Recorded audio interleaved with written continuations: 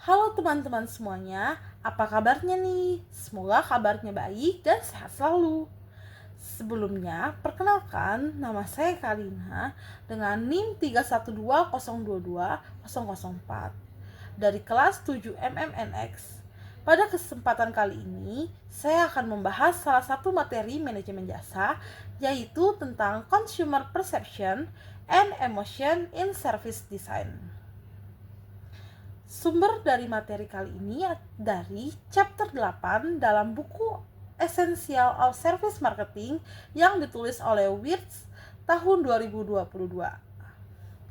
Dalam materi ini akan menjelaskan bahwa dalam layanan, pelanggan bukan hanya menilai apa yang mereka dapat, tetapi bagaimana pengalaman itu membuat mereka merasa nyaman dan dihargai. Karena itu, desain pelayanan harus mempertimbangkan aspek psikologis agar menciptakan pengalaman yang positif dan memorable bagi pelanggan. Dalam kali ini, kita akan membahas 7 prinsip yang berkaitan dengan persepsi konsumen dan emosi dalam desain proses layanan. Prinsip yang pertama yaitu start strong. Prinsip ini berarti layanan harus dimulai dengan kesan awal yang jelas, cepat, dan positif. Karena first impression sangat mempengaruhi bagaimana pelanggan menilai layanan selanjutnya. Kalau awalnya sudah ribet, pelanggan akan cenderung merasa keseluruhan pengalaman terasa buruk dan tidak menyenangkan. Contoh sederhana ada pada aplikasi Gojek. Saat dibuka, pengguna langsung melihat saldo GoPay, berbagai layanan yang tersedia, promo, dan tombol pemesanan tanpa menu yang membingungkan atau bertele-tele. Ini membuat pelanggan merasa mudah, nyaman, dan yakin bahwa proses akan berjalan lancar. Prinsip kedua adalah build and improving trend, yaitu pengalaman pelanggan harus semakin baik seiring proses berlangsung. Jadi bukan makin ribet, tapi makin lancar dan menyenangkan. Contohnya sendiri ada di Shopee. Mulai dari mencari produk yang dipermudah, lalu ada diskon dan cashback, gratis ongkir, dan proses checkout yang cepat dan jelas. Sampai proses tracking paket yang jelas dan rinci. Semakin lanjut prosesnya, maka semakin positif pengalamannya. Tujuannya adalah untuk membuat pelanggan merasa sedang menjalani perjalanan pelayanan, bukan sekedar transaksi. Prinsip ketiga adalah create a peak, yaitu menciptakan satu momen paling memuaskan dalam pengalaman pelayanan. Ini adalah titik di mana pelanggan merasa lega atau sangat puas terhadap pelayanan yang kita berikan.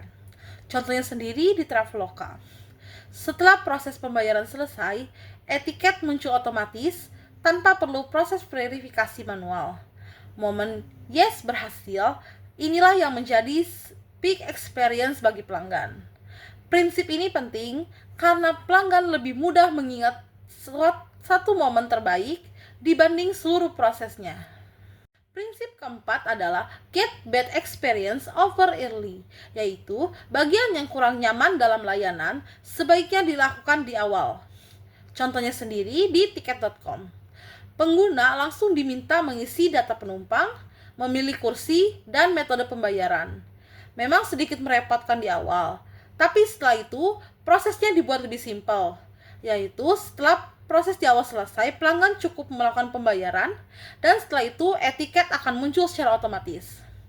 Dengan cara ini, pelanggan merasa prosesnya semakin ringan dan tidak melelahkan. Prinsip kelima adalah segment pleasure, combine pain. Artinya, hal yang menyenangkan diberikan bertahap, sementara hal yang kurang nyaman dilakukan sekaligus agar tidak terasa panjang. Contohnya di sini ada di GrabCar. Harga final, estimasi waktu kedatangan driver, dan lokasi pick up muncul dalam satu tahap. Namun, pengalaman positif diberikan secara bertahap, seperti driver yang menuju lokasi penjemputan kita, perjalanan yang dibuat nyaman dan aman, pembayaran yang otomatis, hingga point reward. Kalau di Grab sendiri biasanya masuknya ke OVO point. Dengan cara ini, hal buruk terasa cepat dan hal baik akan terasa lebih lama. Selanjutnya prinsip keenam yaitu finish strong. yaitu pengalaman harus ditutup dengan hal yang positif agar pelanggan pergi dengan kesan yang baik. Contohnya sendiri ada di Gojek.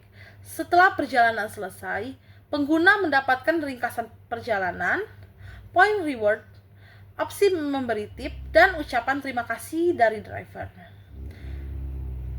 Walau sebelumnya ada hal yang kurang nyaman selama proses perjalanan, penutup yang baik dapat memperbaiki persepsi pelanggan.